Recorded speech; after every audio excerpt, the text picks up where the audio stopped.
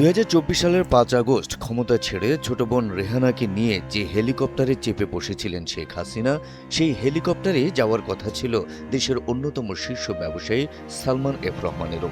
কিন্তু একটি বিশেষ কারণে তিনি সেই হেলিকপ্টারে উঠতে পারেননি। কিছুক্ষণ অপেক্ষা করে পরে তাকে ছাড়াই ভারতের উদ্দেশ্যে উড়াল দেয় হাসিনাকে বহনকারী হেলিকপ্টার। কী কারণে সেদিন শেখ হাসিনার হেলিকপ্টার মিস করেছিলেন সালমান এফ রহমান, পালিয়ে যাওয়ার ২ বছর পর এবার সামনে এসেছে সেই চাঞ্চল্যকর তথ্য।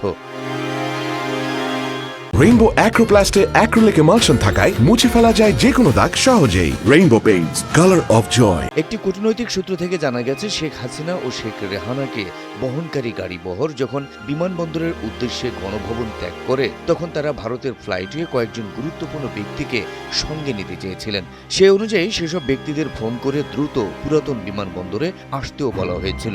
সেই ফোন কল প্রাপ্তদের মধ্যে ছিলেন অবসরপ্রাপ্ত মেজর জেনারেল তারিক আহমেদ সিদ্দিক এবং সাবেক প্রধানমন্ত্রীর বেসরকারি শিল্প ও বিনিয়োগ উপদেষ্টা সালমান এফ রহমান। কিন্তু কয়েকবার ফোনে কথা হলেও সালমান এফ রহমান শেষ পর্যন্ত সেখানে পৌঁছাতে পারেননি।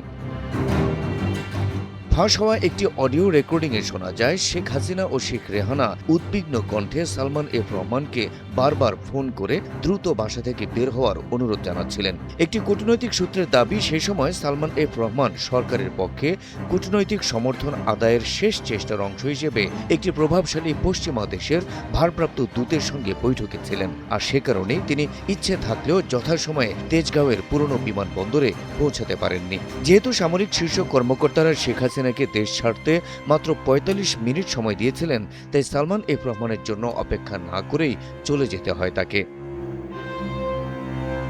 জানা গেছে, হযরত শাহজালাল আন্তর্জাতিক বিমানবন্দরে সে সময় সালমান এফ রহমানের জন্য একটি ব্যক্তিগত উড়োজাহাজও প্রস্তুত ছিল। কিন্তু বিমানবন্দরের সীমানার কাছে সেনাবাহিনীর ব্যারিকেড ভেঙে হাজারো বিক্ষোভকারী প্রবেশ করায় সেখানে পৌঁছানো তার পক্ষে সম্ভব হয়নি।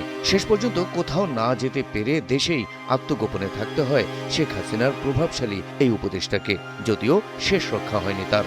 শেখ হাসিনা ভারতে যাওয়ার ৮ দিন পর নৌপথে পালিয়ে যাওয়ার সময় সদরঘাট এলাকা থেকে তাকে গ্রেপ্তার করে আইনশৃঙ্খলা বাহিনী। তার সঙ্গে গ্রেপ্তার করা হয় সাবেক আইনমন্ত্রী আনিসুল হককেও।